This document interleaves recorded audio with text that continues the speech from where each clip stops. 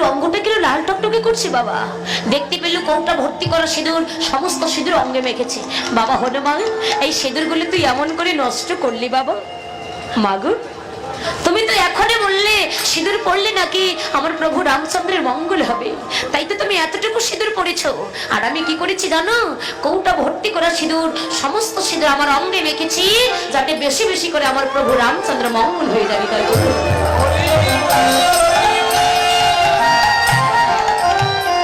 তাহলে বাবা, একটা বনের পশু হয়ে তার ভক্তিটা কি রকম দেখুন। আর আমরা কি করলাম? সাধের দুর্লভ মানব কুলে জন্ম পেয়ে কৃষ্ণ ভজি পড়ে তোর এই সংসারে আইনু মিছে মায়ায় বন্দী হইয়া বৃক্ষ সম হয়ে গেল।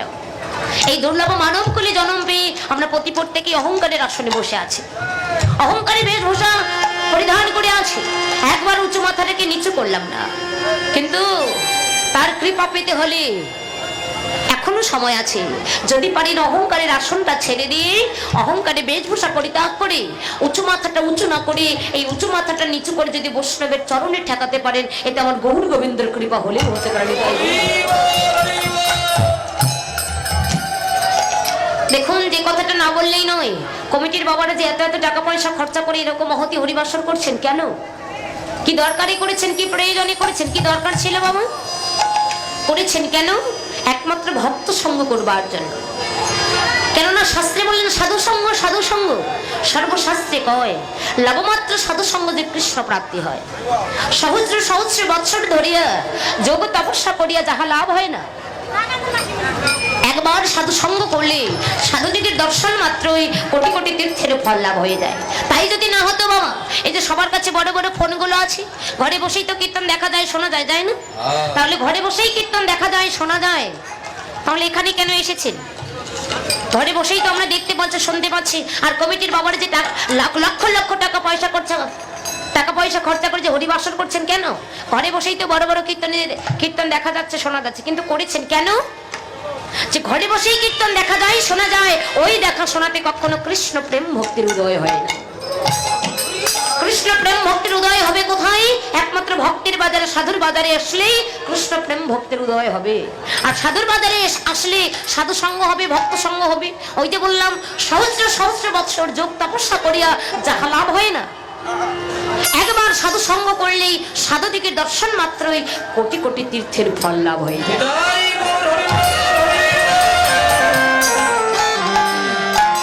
তাই আজ সেই ভগবান জাতের বিচার করলেন না বাবা। ভগবান সমস্ত ভক্তদের একাকার করিবার নিমিত্তে হরি নামের ডালি মাথায় করে নিয়ে নদী আর মাটিতে অবতীর্ণ হয়ে জীবের হাতে ধরে পায়ে ধরে নাম বেলাই দিয়েছে। আর দিকে নদী আর সেই নাগরী অপটক রূপের মানুষটিকে নয়নে দর্শন করে অপর নাগরীকে ডেকে বলেন, শোন শোন আহ জলের ভিতরে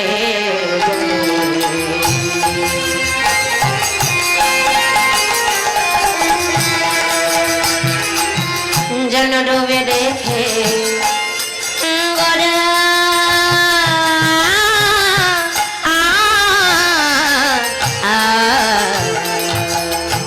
জলে গভীর তরে যদি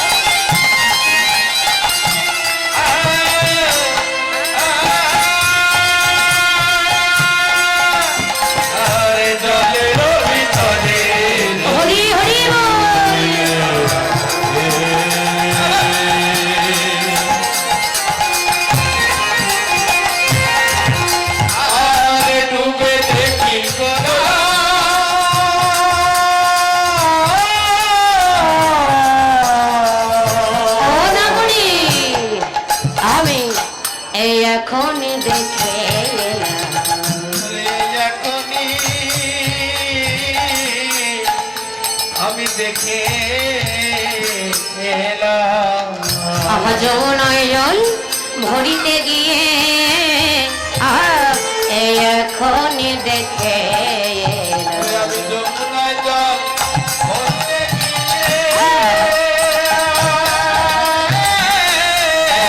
আমি এই এখনই করে দেখে এলাম। আহা যমুনায় জল ভরিতে গিয়ে এই এখনই দেখে এলাম। শমশান, আমি এই এখনই দেখে এলাম। কি দেখলাম? জলের ভিতরে যেন ডুবে দেখে গোড়া ত্রিভুবনময় গোড়া চাঁদ হয়ে আছে পাড়া। যেরূপ দর্শন করলাম ত্রিভুবনের মাঝেই মোহরিত হয়ে আছে। আর কিসের সঙ্গে তোদের তুলনা করে বুঝাবো? তবে শোন, আমি দেখলাম কি জানিস? সুরধ্বনির তীরে আমি দর্শন করলাম। কি দর্শন করলাম? হরিবুল। আহা সুরধ্বনির কিনারায় সোনার নপুর দেয়া নাচে না গড়ি গো সুন্দর গো রঙ্গরায়। আহা সুরধ্বনির কিনারায় সোনার নূপুর দিয়া পায়ে নাচনা করি গে সুন্দর গৌরাঙ্গরায়। সুরধ্বনির কিনারায় হরি হরি বল। দিয়া পায়ে নাচনা করি গে সুন্দর গৌরাঙ্গরায়। আহা সুরধ্বনির কিনারায় সোনার নপুর দিয়া কয় নাচে না গড়ি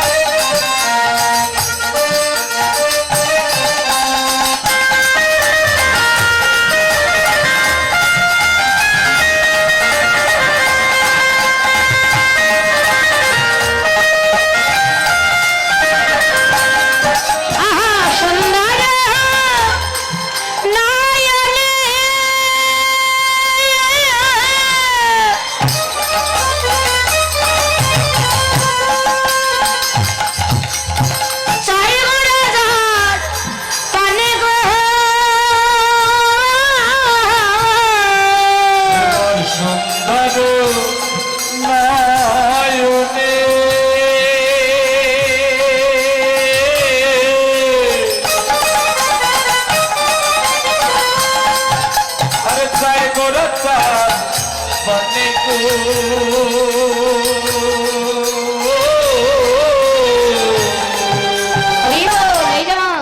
গৌর হরিরাম সুন্দর নয়নে যার পানে একবার চাই তার দশাটা কেমন হয় বললেন এই সুন্দর নয়নে যার পানে একবার চাই বললেন ও তার দেহ ছাইরা আহা দেহ ছাইরা প্রাণ কালাইয়া যায় না গড়ি গো সুন্দর গৌরাম গৌরায় হরি গো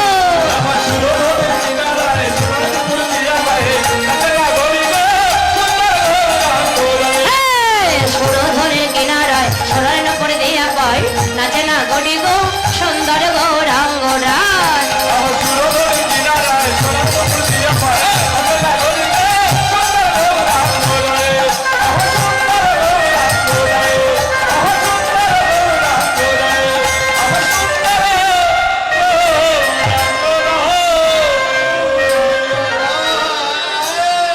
গৌর হরি বল বাবা এই জগৎ সংসারে লক্ষ্য করবেন যারা আমার ভগবানকে বেশি ভালোবাসে ওই ভক্তের কিন্তু দুঃখের কোনো শেষ থাকে না তাই না যারা ভগবানকে বেশি ভালোবাসে দেখবেন ওই ভক্তের বড় কষ্ট হয় দুঃখ হয় কেন ভগবান পরীক্ষা করে ভগবান পরীক্ষা করে সে আমার আসল ভক্ত কিনা নকল ভক্ত কেননা যে করে আমার আশ আমি তার করি সর্বনাশ তবু যদি না ছাড়ে পাঁচ তবে আমি তাকে করি দাসেরই অনুদাস তাই ভগবান ভক্তকে পরীক্ষা করে সে আমার আসল ভক্ত কিনা নকল ভক্ত কিন্তু বাবা দেখুন যে ভক্ত ভগবানকে বেশি ভালোবাসে ভগবান যদি ওই ভক্তকে এমন করে কাঁদায় বলেন তো কেউ কোনোদিন ভগবানের নাম করবে আবার অপরদিকে শাস্ত্রে বললেন যে কোটি কল্প ধরে করিলে নাম সংকীর্তন তথাপিও জীবের হবে নরকে গমন তাহলে কোটি কল্প ধরে করিলে নাম সংকীর্তন তথাপিও জীবের হবে নরকে গমন কোটি কল্প ধরে হরিনাম সংকীর্তন করে যদি জীবের নরকে গমন হয় তাহলে বলেন তো কি হরিনাম করবে বাবা কিন্তু এখানে শাস্ত্রে কলম দিলেন তুমি যে নাম করবে নামের মধ্যে যদি তোমার চাওয়া পাওয়া থাকে কি বললেন কর্ম যদি করতে হয় সকাম কর্ম করো না কর্ম যদি করতে হয় তুমি নিষ্কাম কর্ম করো সকাম কর্ম হলে ফলের আশা করে ফলের আশা ছেড়ে দিয়ে তুমি নিষ্কাম কর্ম করো ফল হেতু যদি তার কর্ম করতে পারো তোমার আমার যা মনোবাঞ্ছা ভগবান তার সে দ্বিগুণ পূর্ণ করে দেবে হরি বল বাবা এক ছিলেন ব্রাহ্মণ কথাটা একটু মন দিয়ে আস্বাদন করবেন এই ব্রাহ্মণের ছিল 4 ছেলে এই 4 ছেলে আর স্ত্রীকে নিয়ে ব্রাহ্মণের সংসার তো সেই সময় অনাবৃষ্টির কারণে এখন যেমন বৃষ্টি বাদল কোনো কিছু হচ্ছে না কি যে হবে বলা যাবে না তাও ঠিক সেই সময় অনাবৃষ্টির কারণে কোনো আবাদ কোনো ফসল কোনো কিছু হয়নি তো ব্রাহ্মণের 4 ছেলে আর স্ত্রীকে নিয়ে তার সংসার তো অনাবৃষ্টির কারণে এমনই হয়ে গেল সন্তানদের মুখে যে এক মুষ্টি অন্ন তুলে দেবে এটার কোনো সামর্থ্য ছিল না পিতা হয়ে যদি সন্তানের বদনে এক মুষ্টি অন্ন তুলে দিতে না পারে সেই পিতার কত যে মনে দুঃখ হয় সেই ব্রাহ্মণ কি করলেন নগরে গেলেন ভিক্ষা করতে নগরে ভিক্ষা করতে গেলেন 7-8 দিন অতিক্রম হয়ে গেল এক মুষ্টি চাল পর্যন্ত সে ভিক্ষায় পায় অনাবৃষ্টির কারণে ফসল ফলাদি না হলে কে কাকে ভিক্ষা দেবে 7-8 দিন হয়ে গেলে যখন কোনো ভিক্ষা পেল না ব্রাহ্মণ খুব কষ্টে মলিন বদনে পথে দিয়ে হেঁটে যাচ্ছেন তো ওই পথে এক বুড়িমা ছিল বুড়িমা দেখতে পেলে ব্রাহ্মণ যেন কাদা নয়নে মলিন বদনে পথ দিয়ে হেঁটে চলছে ওই বুড়িমা দেখে বলছে এই যে ও ব্রাহ্মণ এই যে বাবা শোনো তোমার বদনটা আমি খুব মলিন দেখছি আচ্ছা বাবা তোমার কি হয়েছে বাবা বদনটা কেন তোমার এত মলিন দেখছি বলে তোমার কোনো সমস্যা বলে কি হয়েছে কেন তোমার বদনটা এত কাদা দেখছি তোমার নয়ন দুখানে ছলো ছলো দেখছি বলছে জানো বুড়িমা আমার 4 ছেলে আর স্ত্রী নিয়ে আমার সংসার আজ 7-8 দিন অতিক্রম হয়ে গেল আমি আমার সন্তানদের বদলে এক মুষ্টি অন্ন জোগাড় করে দিতে পারিনি 7-8 দিন হয়ে গেল ভিক্ষায় এসেছি আমি কোনো কিছু পাইনি আমি ঘরে ফিরে গিয়ে আমি আমার সন্তানদের কি বলবো তাদের কি একটু অন্ন জোগাড় করে দেব কি করে তারা বাঁচবে ওই বুড়িমাও কিন্তু ভিক্ষা করতেন তো ভিক্ষা করে করে ওই বুড়িমা 2 টাকা পেয়েছিল তার অঞ্চলে 2 টাকা বাঁধা ছিল 2 টাকা বাঁধা ছিল ব্রাহ্মণের কথা শুনে বুড়িমা নিজের শাড়ির অঞ্চল হাতে 2 টাকা ব্রাহ্মণের হাতে দিলেন দিয়ে বলছে এই যে বাবা আমার কাছে 2 টাকা ছিল এই 2 টাকা আমি তোমাকে দিলাম যা তুমি 2 টাকা দিয়ে দোকানে গিয়ে মোদি ভাইয়ের কাছে কিছু চাল, কিছু ডাল আর কিছু লবণ নিয়ে ঘরে গিয়ে যাও, তুমি তোমার সন্তানদের সেবার আয়োজন করো। ব্রাহ্মণ বলছি, বুড়িমা জানি না তুমি আমার কত জন্মের মা ছিলে, তুমি আজ আমার এই উপকারটা করলে, আমি তোমার ঋণ জীবনে কোনো দিন পরিশোধ করতে পারবে না। ঠিক আছে বাবা, আর বলতে হবে না, ঠিক আছে যাও তুমি ঘরে গিয়ে তোমার সন্তানদের একটু সেবার আয়োজন করো। এই বলে যখন কিছু দূর গেলেন, এক মুদির দোকানে গিয়ে ব্রাহ্মণ বলছে, মোদি ভাই আমার কাছে 2 টাকা আছে, এই 2 টাকা দিয়ে আপনি আমায় কিছু চাল, কিছু ডাল আর কিছু একটু লবণ দেবেন। 7-8 দিন হয়ে গেল আমি আমার সন্তানদের বদলে কোনো কিছু দিতে পারিনি। ঠিক আছে। ব্রাহ্মণের কথা শুনে মোদি ভাই কিছু চাল দিয়েছে, কিছু ডাল দিয়েছে, এবার কিছু লবণ দেবে। ঠিক সেই সময় দেখতে পেল ওই মোদি ভাইয়ের দোকানে যে লবণের বস্তা ছিল, লবণের বস্তার উপর একটা কষ্টি পাথর অর্থাৎ একটা শিলা দেখেছে। শিলাটা দেখে, কষ্টি পাথর দেখে ব্রাহ্মণ বলছে, মোদি ভাই আমায় চাল ডাল লবণ কোনো কিছু লাগবে না, এই 2 টাকার বিনিময়ে তুমি আমায় ওই কষ্টি পাথরটা দেবে। তুমি কি বলছো? 7-8 দিন হয়ে গেল তুমি নাকি তোমার সন্তানদের বদলে এক মুষ্টি অন্ন জোগাড় করে দিতে পারোনি, আর তুমি চাল ডাল না নিয়ে তুমি এই কষ্টি পাথরে এই শিলাটা নেবে, শিলাটা নিয়ে তুমি কি করবে? বলে ওরা মরে যায় যাক, তাতে আমার কোনো দুঃখ নেই, কিন্তু মোদি ভাই এই 2 টাকার বিনিময়ে তুমি আমায় কষ্টি পাথরটা দেবে, দেবে তুমি শিলাটা। মোদি ভাইয়ের কাছে ব্রাহ্মণ ওই 2 টাকা দিয়ে কষ্টি পাথর শিলাটা নিয়ে যখন গৃহে ফিরছেন, সন্তানেরা সবাই ছুটে আসছে, মনের আনন্দে বলছে, বাবা জানে আমাদের জন্য কত না কি এনেছে, কিন্তু বাবা তো কিছুই নিয়ে আসেনি। একটা শিলা, একটা কষ্টি পাথর এনেছে, বাড়িতে একটা কুঁড়ে ঘরে নির্মাণ করে ওই শিলাটা প্রতিষ্ঠা করলেন। প্রতিষ্ঠিত করবার পর 4 সন্তানকে ডেকে 4 সন্তানের হাতে 4টি তুলসী পত্র দিয়েছে আর 1 গ্লাস করে জল দিয়েছে। বলছে, বাবা তোদের জন্য কোনো কিছুই আমি আনতে পারিনি, এই যে 4টা তুলসী পত্র দিলাম, এই 4টা তুলসী পত্র খেয়ে নাও আর 1 গ্লাস করে জল খেয়ে নাও। 4 ছেলে একটা করে তুলসী পত্র আর 1 গ্লাস করে জলে খেয়ে ঘুমিয়ে পড়েছেন। আর দিকে ঘুমের ঘরে ব্রাহ্মণকে স্বপ্নে দেখাচ্ছেন, ব্রাহ্মণ যদি তুমি ভালো চাও আমাকে যেখান থেকে নিয়ে এসেছো তুমি সেখানেই রেখে আসো, নইলে তোমার সর্বনাশ হবে। অসম্ভব, আমি যে কিছুতেই রেখে আসতে পারবো না, আমি যে তোমায় ওই লবণের বস্তার উপর আর কিছুতেই রাখতে পারবো না, তুমি আমার কি সর্বনাশ করবে করো, কিন্তু আমি যে তোমায় আর ফিরিয়ে দিয়ে আসবো না। 4 ছেলে ঘুমিয়ে পড়েছে বাবা, যেটা ছোট ছেলে কোলের সন্তান, 3 ছেলে ঘুম থেকে উঠলো, ছোট ছেলেটা আর ঘুম থেকে উঠছে। মা গিয়ে বলছে, বাবা খোকা দেখি বাবা কত বেলা হয়ে গেল, উঠবে না? ওঠ বাবা, অনেক বেলা হয়েছে।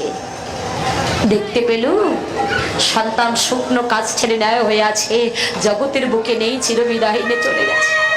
মা কাজ আর বলছে, বাবা রে মরেছিস, বেশ ভালো হয়েছে।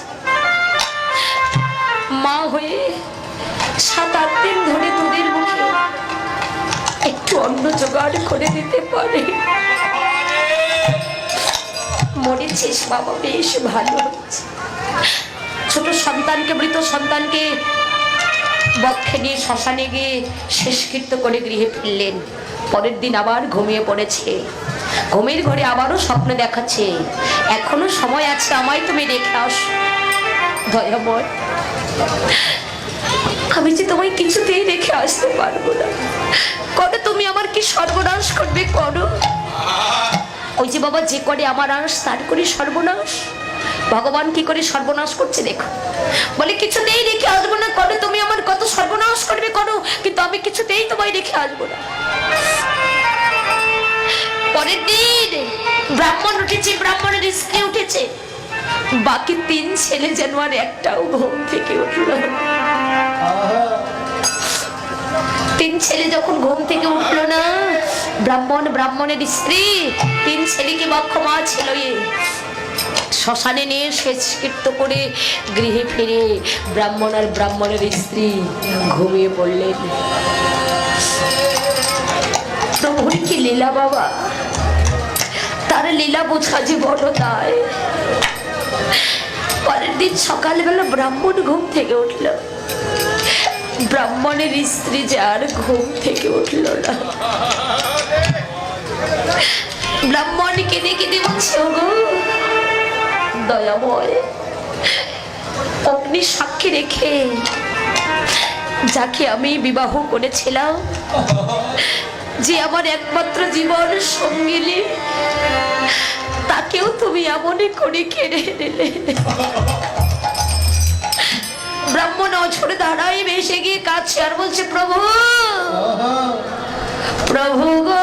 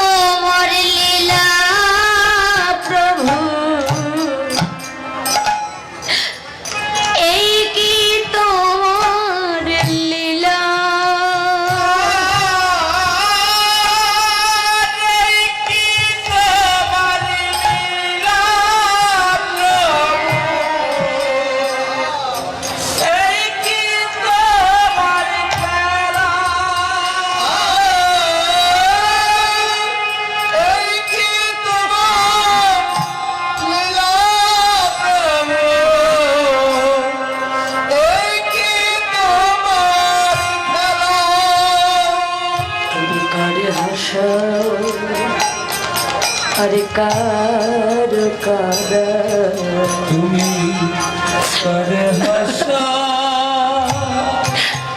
আরে কার করে কাদা, করে হাসা,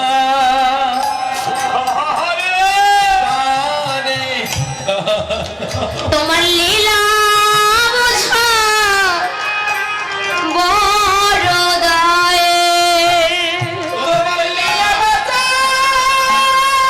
হরি বল, হরি বল।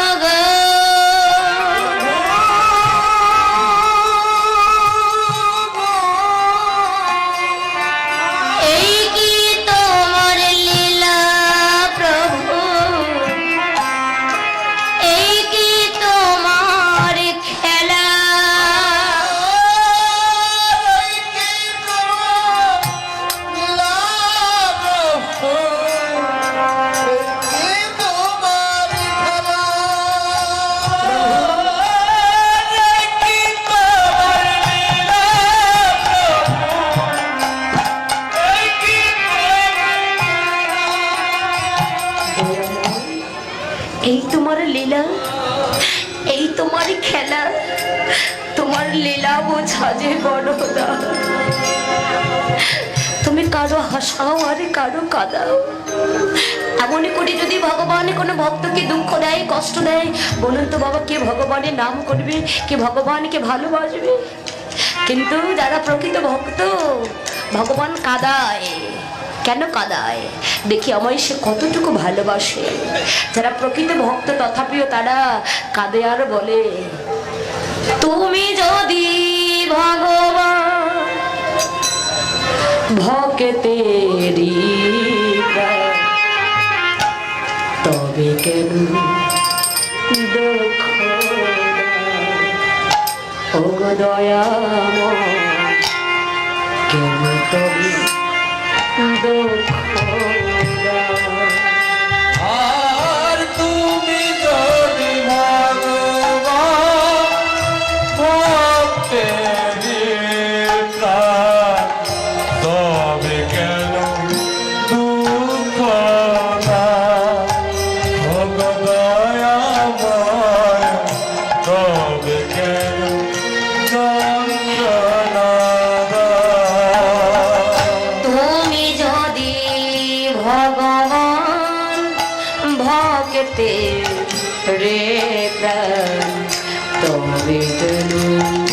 দুঃখ দাও ওগো দয়াময় তবে কেন যন্ত্রণা দাও আর তুমি কবি ভগবান ভক্তের প্রাণ, তবে কেন দুঃখ দাও ওগো দয়াময়, তবে কেন যন্ত্রণা দাও। তুমি মোরে ভাবনা তুমি মোর কামনা তুমি যে সকলের প্রাণ অবদয়াময় তবে কেন যন্ত্রণা দাও আর তুমি মন ভাবনা তুমি মন কামনা তুমি যে সকলের প্রাণ, ওগো দয়াময় তবে কেন দুঃখ দাও। হে ভগবান, যদি তুমি ভক্তির অধীন ভগবান হয়ে থাকো, যদি তুমি ভক্ত বাঞ্ছা কল্পতরু হয়ে থাকো, তবে কেন তুমি তোমার ভক্তকে এমন করে কাঁদাও? তাই যদি ভক্ত বাঞ্ছা কল্পতরু হয়ে থাকো, তুমি তোমার ভক্তের মনোবাঞ্ছা পূরণ করে যাও প্রভু। হরি বল। তাই নদিয়ার সেই নাগরী অপরূপ রূপের মাধুরী নয়নে দর্শন করে অপর কোনো এক নাগরীকে ডেকে বলেন, ও নাগরী, ত্রিভুবনময় গোড়া চাঁদ হয়ে আছে পারা, যে রূপের মানুষটিকে নয়নে দর্শন করলাম, ওই রূপখানি জগতের মাঝে স্বর্গমর্ত পাতাল ত্রিভুবনের মাঝে মুখরিত হয়ে আছে, আর ওই রূপের তুলনা তোদের কাছে কি দিয়ে বোঝাবো? তাই মোদের সেই নাগরী এক নাগরী অপর নাগরীকে বললেন, আহাতেই বলে গোড়া রূপ অমেয় কথা, ওরে তেই বলে গোড়া রূপ অমেয় কথা, দেখো ডোবেল তরুণের মন না জানে সাঁতার, দেখো ডোবেল তরুণের মন না জানে সাঁতার, তারা সাঁতার জানে না, সাঁতার জানে না। কেন? এই বলে গোড়া রূপ অমেয় পাথর, ডোবেল তরুণের মন না জানে সাঁতার। কারা জানে না মামাই সাঁতার? হরি বল। যারা গৌর রূপে নয়ন দিয়েছে, যারা মনে প্রাণে ভালোবেসেছে, যারা নয়ন দিয়ে ভালোবাসবে, তাদের কিন্তু এমনই দশা হয়। কারণ সবাই জানেন সর্বগোস্বামীর মধ্যে দুই গোস্বামী, রূপ আর সনাতন। সনাতন গোস্বামী, রূপ গোস্বামী, দেখবেন আর অনেকে আছে, জমিদার পুত্র রঘুনাথ দাস, এরা ভগবানকে এমন ভাবে ভালোবাসলো, আর এমন ভাবে ভালোবেসে তাদের রাজ ঐশ্বর্য স্বর্ণ মুদ্রা যা কিছু ছিল সমস্ত কিছু পরিত্যাগ করে ভগবানকে যখন ভালোবাসলেন, তাদের এমনই দশা হয়ে গেল, তারা সর্বহারা পথের পথিক হয়ে জমিদার পুত্র হয়ে তার কোনো দরকার ছিল কি, প্রয়োজন ছিল বাবা? গৌর সঙ্গ ভগবত ভক্ত সঙ্গ করা। তথাপিও পিতার দেওয়া অর্থ সম্পত্তি জনমের তরে পরিহার করে পিতা মাতার কাছে ছলনা করে কি করলেন? বাহিরে মন্দিরে বারান্দায় গিয়ে ঘুমাতে চেয়েছিলেন, আর দিকে চুপি চুপি দেখছি পিতামাতা কখন ঘুমে অচেতন হয়ে যায়। পিতামাতার অচৈতন্য ভাব দেখে জমিদার পুত্র জমিদারিত্ব সবকিছু জনমের তরে পরিহারি করে দিনহীন কাঙ্গালের বেশ ধারণে করে গৌরী নিতাইয়ের পথে ছুটতে ছুটতে বলছে, ও ভাই গৌরী নিতাই,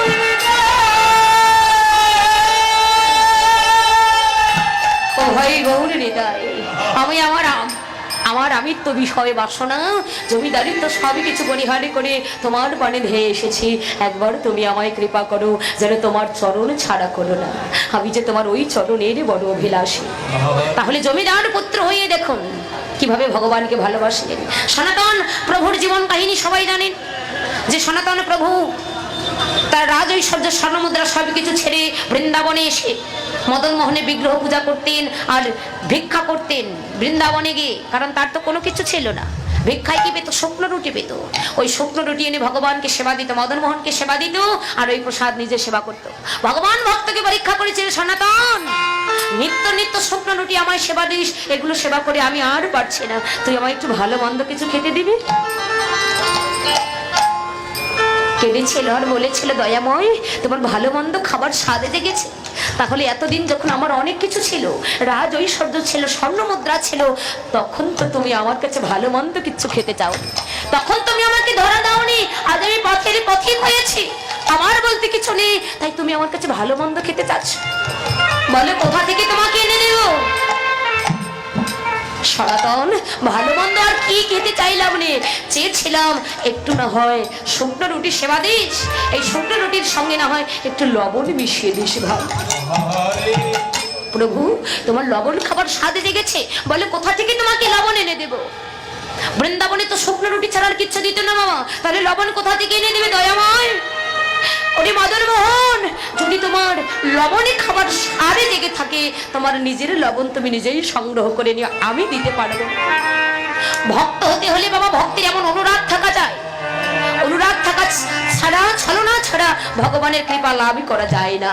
কথা দিলাম আমি পারবো না, যদি তোমার লবণে খাবার স্বাদ জাগে নিজেই সংগ্রহ করে নিও।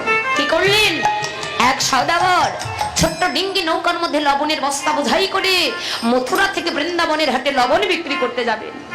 আর ওই সওদাগরের ছোট্ট ডিঙ্গি নৌকাখানি, লবণ বোঝাই নৌকাখানি মদন মোহনের মন্দির সোজাসুজি অবস্থায় শুকনো বালুর চড়ায় আটকা পড়ে গেছে, আর সরাতে পারছে না।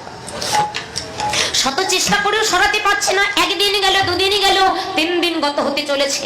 মদন মোহন ছোট্ট বালুকের বেশ ধরে নদীর কিনারায় গিয়ে বলছে, এই যে ও সওদাগর, সওদাগর, আমি দেখতে পাচ্ছি তুমি 2-3 দিন ধরে এখানে অপেক্ষা করছো।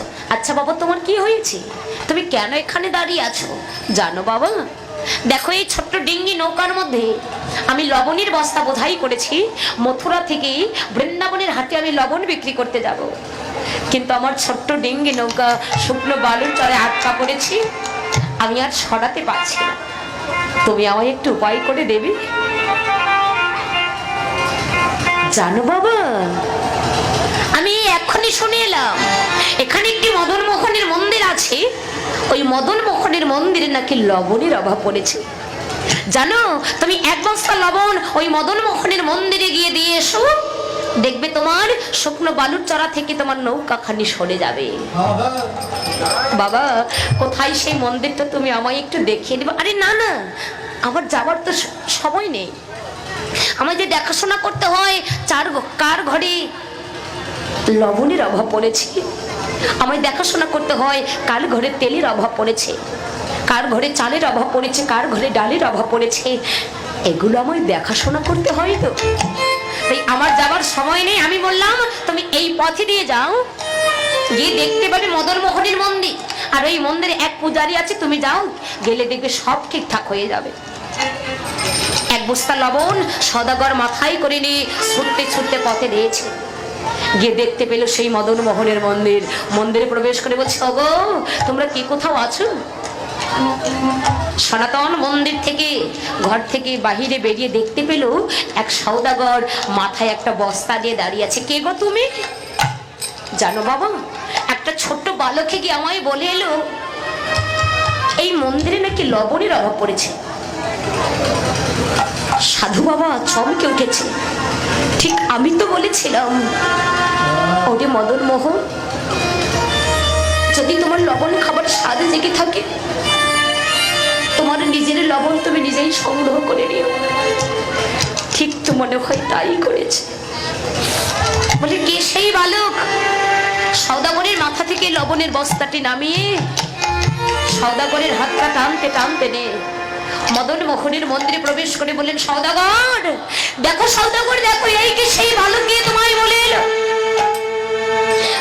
সওদাগর দেখতে পেল ঠিক সত্যি তো এই বালকটা গিয়ে আমায় বলে এলো। আমি দেখেছিলাম তার চরণে কাদা লেগেছিল, ওই যে নদীর কিনারায় গিয়েছিল, এখনো পর্যন্ত দেখতে পাচ্ছি তার চরণে কাদা লেগেই আছে। সওদাগর মদন মোহনের মন্দিরে গড়াগড়ি খাচ্ছে আর বলছে, দয়াময়, ওরে মদন মোহন, তোমার এত করুণা এত কৃপা আমি তো বুঝতে পারিনি। জানি না আমি কত জন্মের অপরাধী, আজ তুমি আমায় এমন করে দেখা দিলে, এমন করে কৃপা করলে, এটা আমি ভাবতেও পারিনি। তোমার করুণা আমি বুঝতে পারিনি প্রভু। আর এদিকে নদী থেকে সংবাদ আসছে, বাবা সওদাগর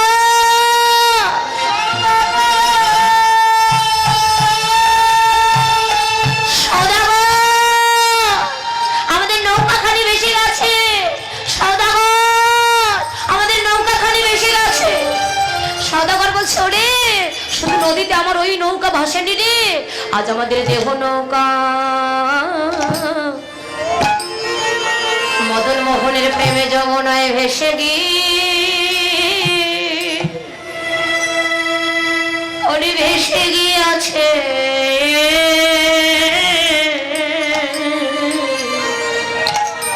আমাদের দেহ নৌকা।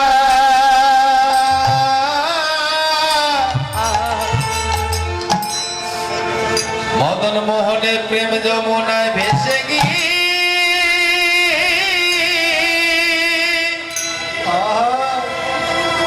ওরে ভেসে গিয়া আছে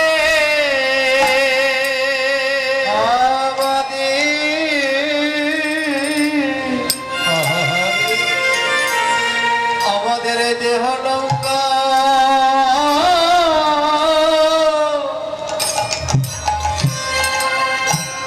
মদন মোহনের প্রেম যমুনায় ভেসে গিয়ে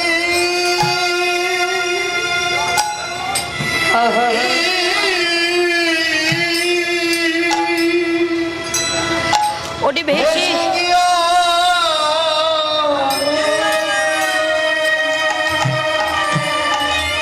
ওরে শুধু কাঠের নৌকা নয়,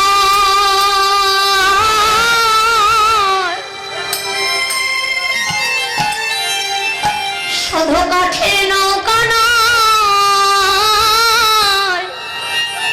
আজ আমাদের এই দেহ দেহ নৌকা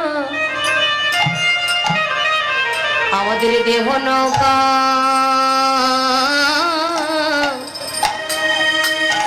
মদন মোহনের প্রেমে যমুনায় ভেসে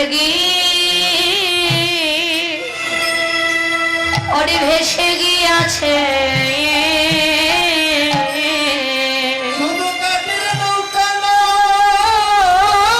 হরি বল হরি বল হরি বল।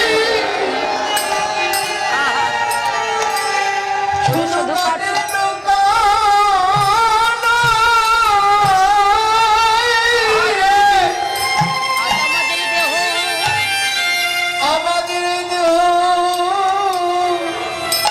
দেহ নৌকা